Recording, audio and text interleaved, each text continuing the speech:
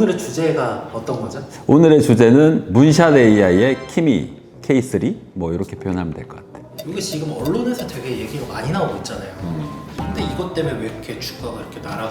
이게 굉장히 비용 효율적인, 굉장히 싸게 만든, 잘 만든 AI거든. 그런데 이게 우리나라 시장에 영향을 크게 미치고 있는 거지.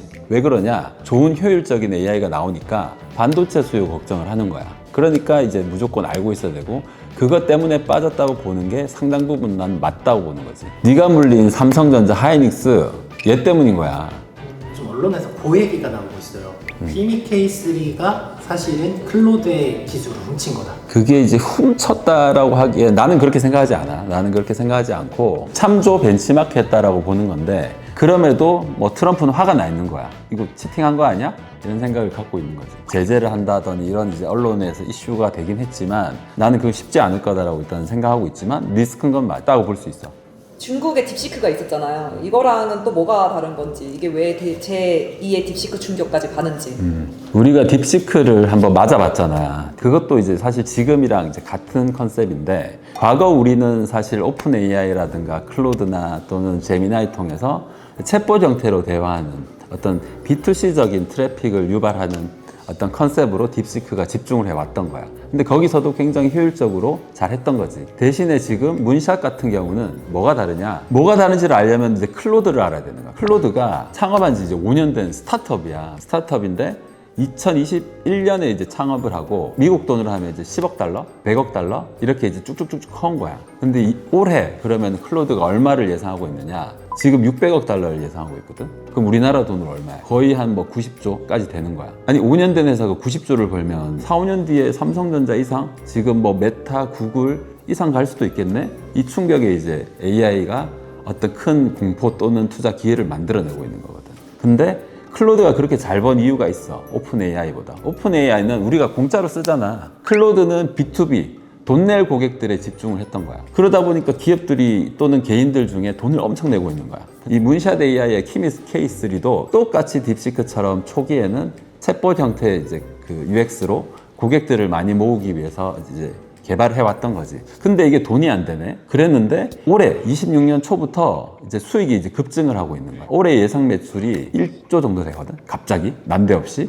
그게 B2B에 다 집중을 하기 시작한 거야. 그래서 얘네들이 만드는 이제 클로드 코드처럼 이제 B2B에서 코딩할 수 있는 것들, 그런 플랫폼들이 이제 서비스를 제공하기 시작한 거야. 근데 그게 가격까지 저렴한 거니까 어떻게 써? 그럼 이제 견제할 만 하겠지? 우리나라도 키미를 써서 어떤 서비스를 제공하는 회사가 나올 수도 있지. 왜냐면은 클로드는 자기네 이제 API 통해서 클로드 서비스를 쓸 수밖에 없게 돼 있지만, 얘네들은 이제 기사에서도 봤는지 모르겠지만 오픈 웨이트라 그래서 자기네들의 어떤 노하우를 공개했다 이렇게 보면 되거든. 예를 들면 KT나 SK한테 제공을 해서 너네가 알아서 라고 하면서 두뇌를 제공을 한 거지. 돈은 받겠지만 두뇌를 제공을 한 거야. 그러다 보니까 이게 우리나라 기업들도 쓸 수 있는 환경까지 이제 돼버린 거야. 클로드는 우리한테 뭐 안 주거든. 근데 이거는 그렇게까지 해줄게. 너네가 가져가서 너네가 인프라 투자해서 너네가 알아서 잘 써봐. 두뇌를 이제 제공한다는 거에서 좀 차이가 있는 거야. 좋은 얘기만 하셨는데 그럼. 중국장 하면 솔직히 뭐 탈이 많다 이런 게 좀 크잖아요. 반대로 좀 조심해야 될 부분들은 뭐가 있을까요?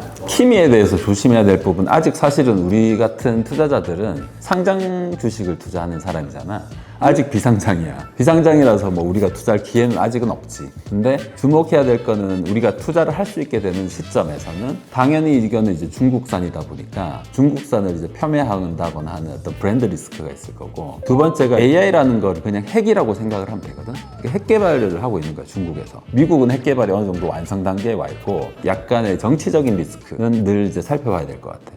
네, 아까 삼전이랑 하이닉스 물린 사람들이 좀 이제 걱정해야 된다고 하셨는데 요거는 이제 결합이 돼 있는 거야. 우리가 이번에 CXMT라고 상장을 했잖아. 그러니까 중국의 생태계 내에서 CXMT가 반도체 생산하면 삼성이나 하이닉스 지금 중국에 주기가 좀 눈치 보이거든. 우리는 지금 미국에 공장 짓고 있고 이미 미국에 편향이 돼 있거든. 그러니까 우리는 중국 플러스 중국 친한 나라들은 좀 버릴 수밖에 없는 상황이 된 거야. 굉장히 정치적인 이야기인데 중국에는 못 팔아먹을 확률이 높은 거지, 우리 반도체를. 언제쯤 오를 것 같다, 뭐 상승장의 선결 조건이라든가 뭐 약간 그런 건 없을까요? 나는 분명히 반등하리라고 보지만, 근데 그게 정고점까지 가느냐, 나는 한 6개월, 1년은 나는 쉽지 않다고 보거든. 근데 이거는 조금 경험 같은 거라서 내 말을 좀 믿어주면 좋겠지만, 그러면 여기서 내가 물타기를 하느냐, 이 고민을 해볼 수 있겠지. 첫 번째로 물타기도 그게 나쁠 것 같진 않아. 그리고 분명히 우리나라도 많이 바뀌어서 삼성, 하이닉스는 무조건 배당을 할 수밖에 없거든. 그거 이제 믿고 기다리면서 조금 긴 호흡을 가져가는 게 맞는 거지. 근데 내가 여기서 적극적인 투자자다, 여기서 손실 본 거를 만회해 보겠다라고 하면 우리는 다른 섹터를 이제 또 논의해야 되는 거야. 충전하고 다른 섹터에서 상계 처리를 한다고 이런. 그렇지. 상계는 아니겠지만 하여튼 상계해주면 좋겠다. 중국산 AI라고 선입견을 가질 필요는 없어. 중국산도 괜찮거든. 우리나라 국장에도 엄청 영향을 주고 있거든. 흔들리는 시황 계속 주목해봐야 뭐 얻는 거 없어. 남들보다 조금 더 알고 앞서 봐야지. 어찌됐건 문샷 AI의 이제 기존 주주로부터 받은 정보가 있는 거야. 뉴스에는 이런 얘기 안 나오지. 근데 그 전에 내가 이런 정보들을 소개를 할 테니까 같이 공부하면 좋겠어. 그래서 우리 엔딩은 뭐다? 내가 시키는 대로 해. 돈 벌게 해줄게. 끝!